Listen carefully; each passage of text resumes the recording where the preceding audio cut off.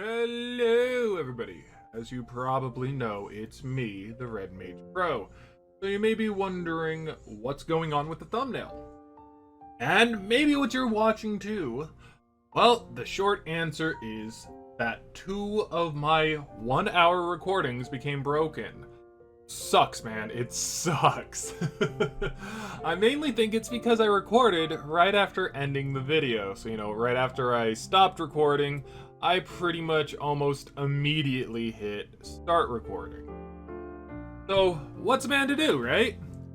Well, I'll tell you what at least this man will do. And that's explain what happened in those videos with some low quality animation.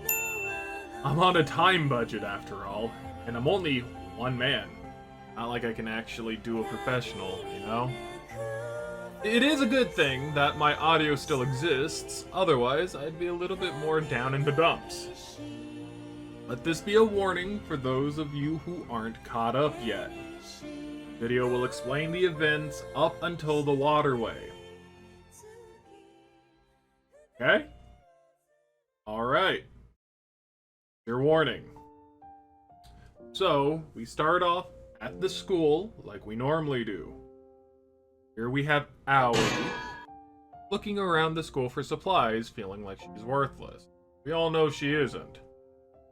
Minoru walks into the room in the classical Minoru fashion. Shuji trudges in, quite noticeably pale. It's here that I'm going to play for you what I said because it made me laugh. By the way, the only reason I am not using the audio portion from the videos is because I can summarize everything in so much video, which makes animating it very much easier. Talking all funny in your sleep. You have a nightmare or something? Oh, no, I'm fine. I slept like a baby, I swear. I definitely didn't have a death flag event like that. No, why would I? I'm not gonna die. You're dirty. What do you mean I'm dirty? Wait, what the hell? I loved that "you're dirty" thing. You didn't actually say that though, mind you. It was something that I basically did in the moment. Very funny, I felt. Either way. Miyu and Kaito wander in, doing the bickering that they naturally do. At last, Shuji is extra annoyed today, so he snaps at the two of them. It's up for main character to remedy the situation, aka Takuma, you know that. Saki's the last to stroll in, and Shuji tries his leaderly duty the best he can. It's at this point that I wanted to put a picture of Kodaka Hasegawa next to Kaito, just primarily to show off, that they do look quite similar, and I have been making that comparison a lot lately. So, I'm gonna put that here for you guys. But that's relatively besides the point, because Shuji is very into the idea of not going to the enemy base, while Kaito is determined to go. I feel you, Shuji. I wouldn't want to do it either, but there's not really anything else that we can do. There are some who are into the idea of just waltzing into the enemy base, while some are somewhat hesitant on doing so. I make a note how crazy this is since Digimon seem to gain an exponential power boost when they digivolve. However, the kids themselves don't know this. Just know that Shuji makes this exceptionally annoying because he won't back down, wants to be heard. Either way, we decide to have some free time to think things over.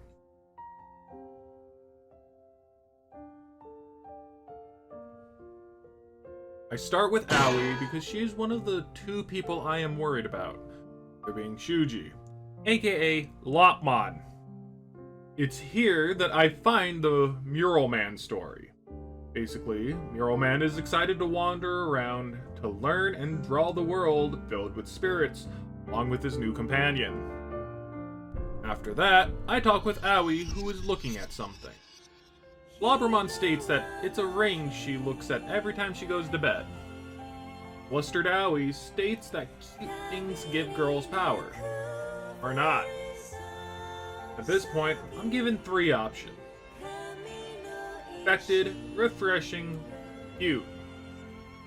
I go with the cute option, where the main character, aka Takuma, says cute out loud. This flusters Aoi more. Main character saves this situation by saying that the cute ring is cute. I kid you not, he legitimately said those words. Both of their faces turn red, and my affinity for Aoi goes up.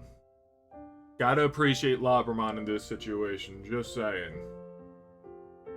Next up is Shuji, who is thinking that he has to burden himself with all the responsibility. You don't, bro. This is a survival situation. Come on. We're all here to, share that burden.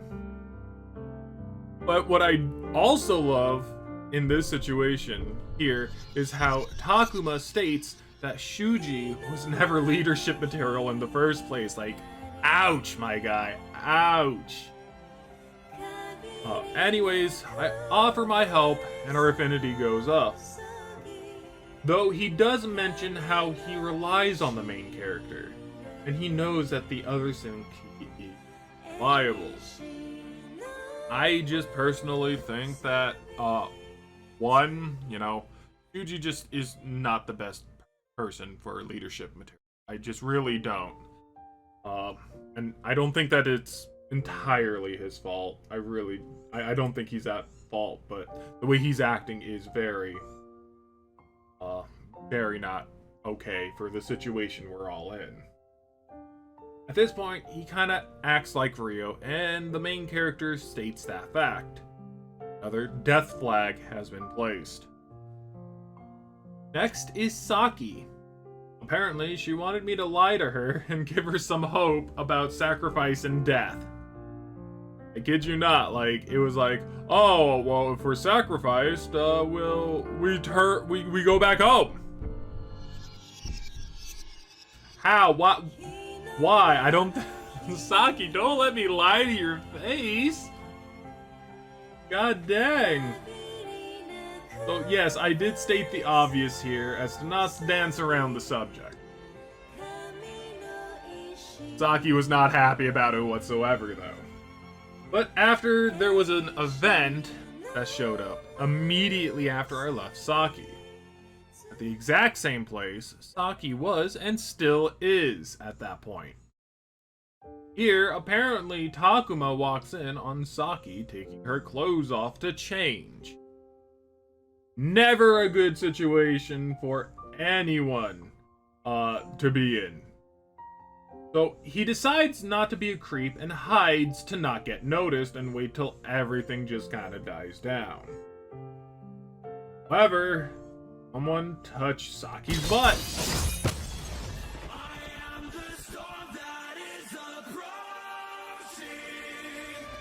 And Takuma gets found out. Saki decides to believe us since we're not someone who do such a thing. I quickly looked at Agumon, who was there with all of us, yet no Agumon was relatively, mentioned when all of this was going down. But it really could not have been him. He's not the type of person to do it. And while looking around, I didn't find anyone either, so I just kind of dropped it as is.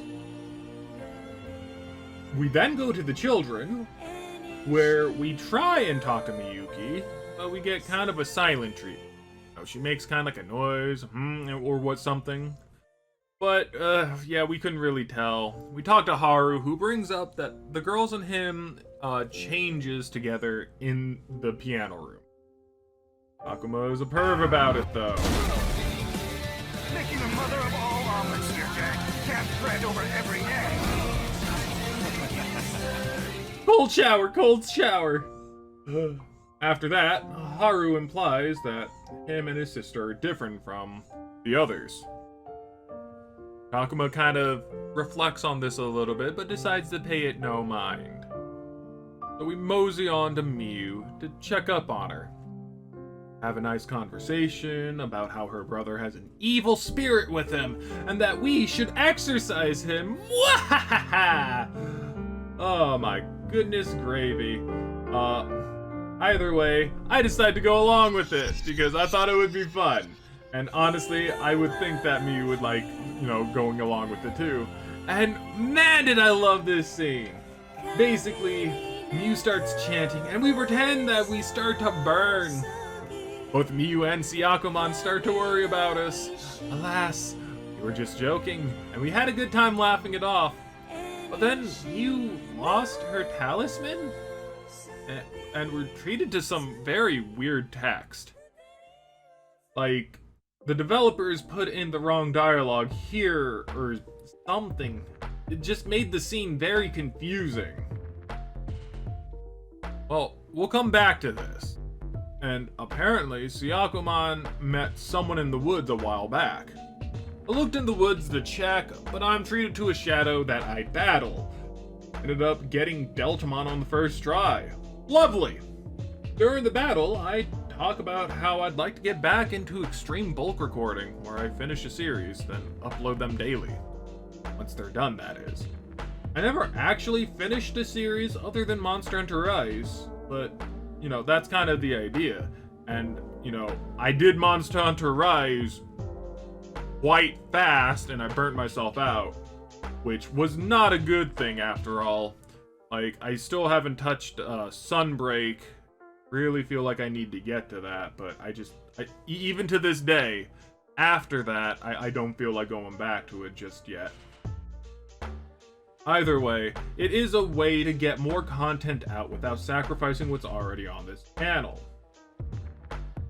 And at this point, we start on to the next episode. So if you've been to this point of the game, but no further, this is your warning for spoilers.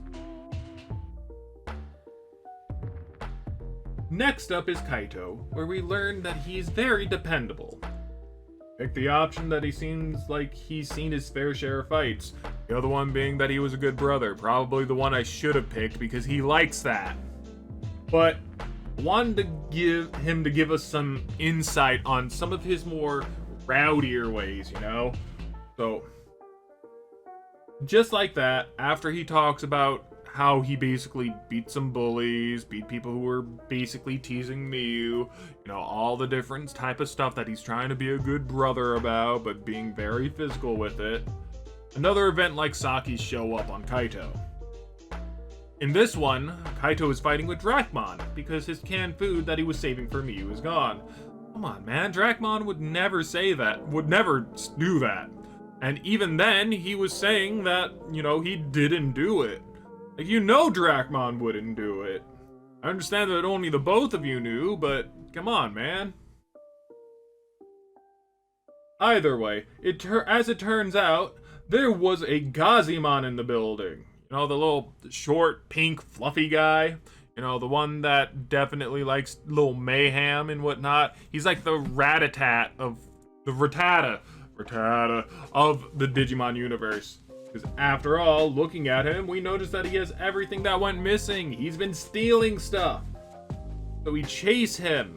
We chase him far. We chase him into the forest. And it's lucky that Falcomon and Syakomon was in the area and stopped him because he was a new face. We fight him and got heal from a treasure chest. It was an interesting battle. Well, basically, if he made it to like a certain area, he would run off. Luckily, we had Falcomon, and you know how ridiculous Falcomon is with his movement if we use that movement talk ability. Let's just say that Gazimon did not make it. But we did get heal, which is nice. Afterwards, Gazimon left all the stuff as he scampers off. Miyu, Saki, and Kaito drop on by because they either saw or sensed something wrong. Miyu just kind of looking for Syakomon, Saki because, she saw us running, and, Kaito because Dracmon sensed a battle and was willing to lend a helping hand. All them came kind of late, though. Been nice for some help. I'm just saying. Anyway, so we returned their items to them. You know, Miyu's talisman, Kaito's canned food, but what did we return to Saki, that is?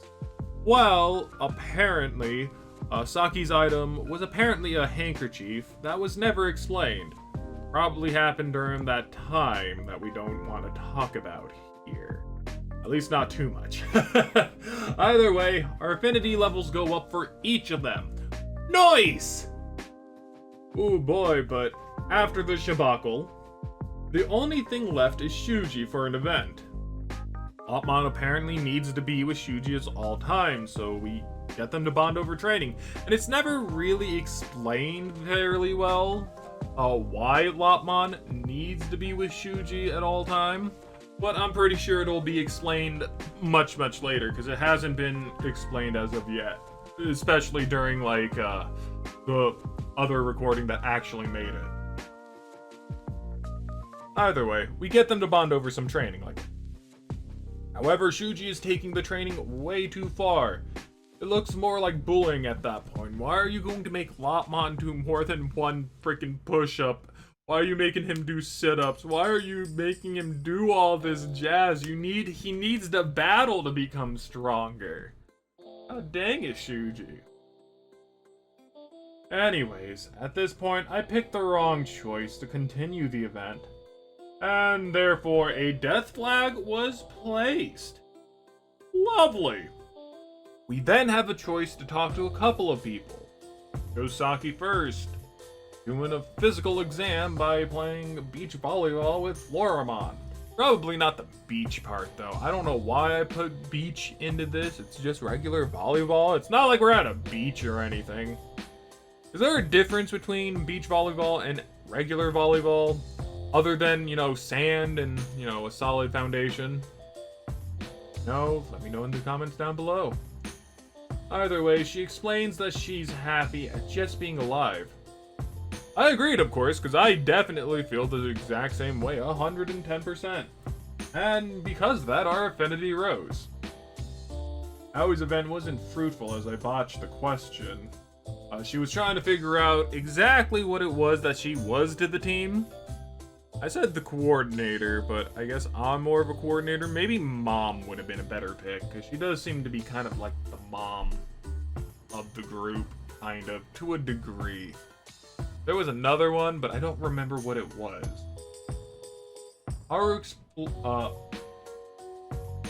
So we go on to the kids. Got a little bit confused there because I didn't explain that in the writing. But Haru explains that everyone except them were going to die. Yeah, that's dark. That's freaking dark. But either way, it's at this point that we hear Shuji screaming. Because we're done talking to everyone. Because this game just can't let you talk to everyone. Nope, you gotta pick and choose your battles, apparently. Anyways. So we rush in, and Shuji is just kind of going AWOL at this point. He's being abnormally adamant. Saying how, we don't know this, we don't know that. And somewhat spreading doubt within the party, which is definitely not cool, and freaking Kaito does bring this up, which kind of shuts him up, because he didn't really mean to do that. But anyway, it's just that everyone wants to knock on the enemy door, and Shuji is just kind of not having it. So, if you were to knock on the enemy's door, especially while Shuji's being the way that he is, you can just kind of tell that this is a bad idea overall.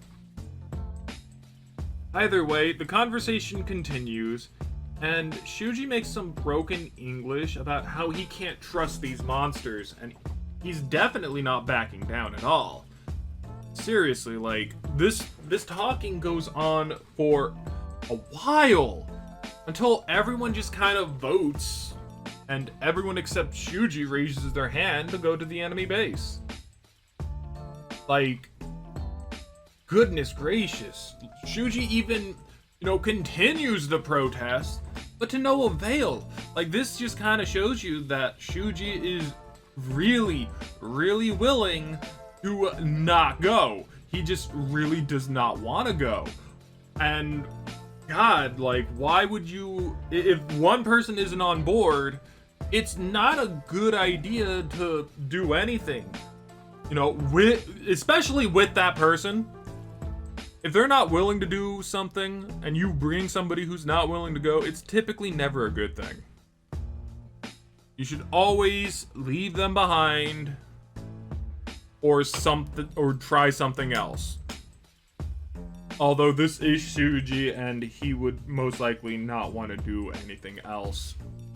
He'd much rather stay around and actually, do nothing and basically wait for everyone to die or until the enemy discovers our hideout.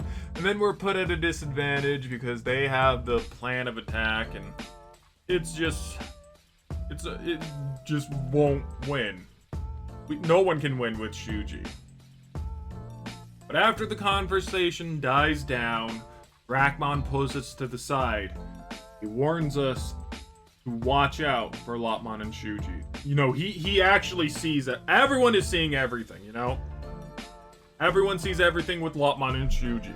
I don't know why we can't, address it. I don't know why Shuji decides that this is big thing that isn't happening.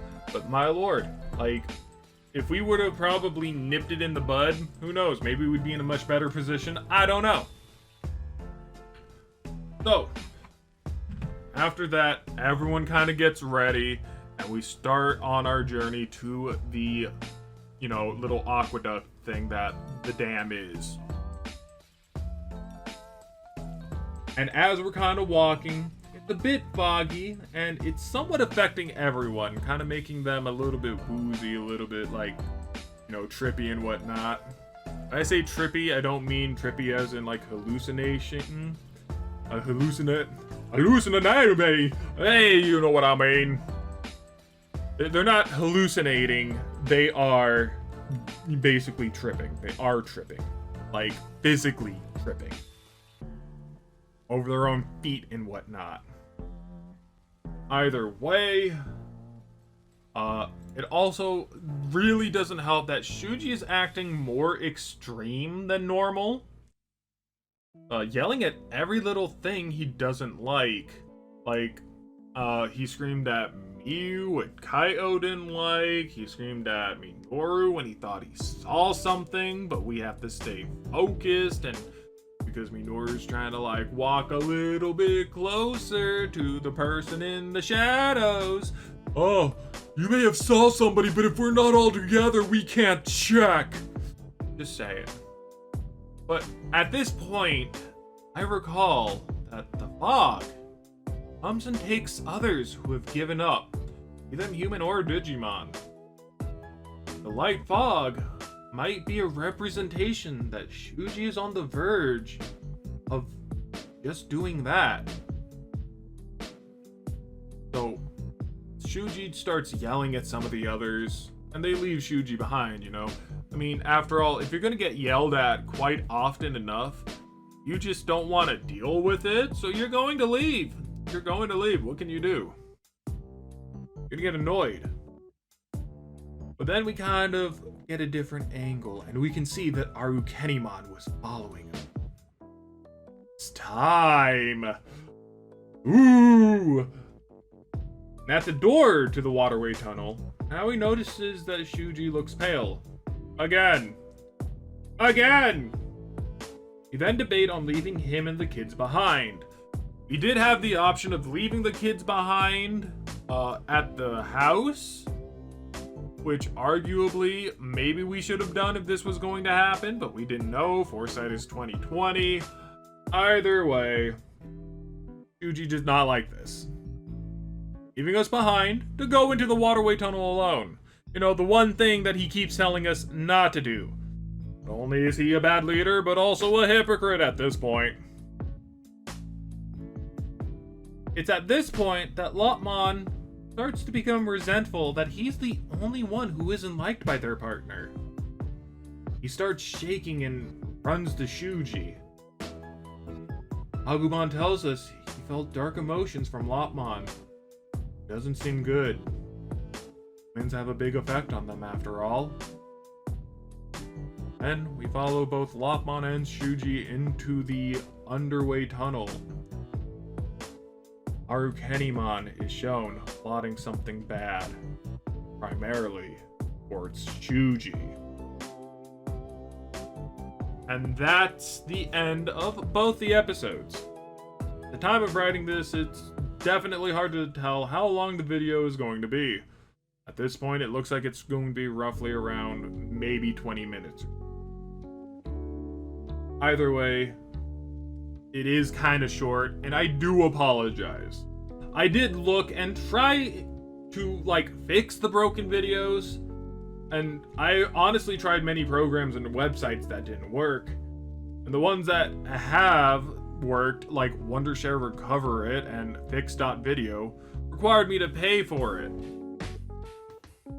And I'm really upset with those two in particular, just primarily because they said that they were free, right? They say that they were free, but they made me go through the entire process and then told me that I needed to pay.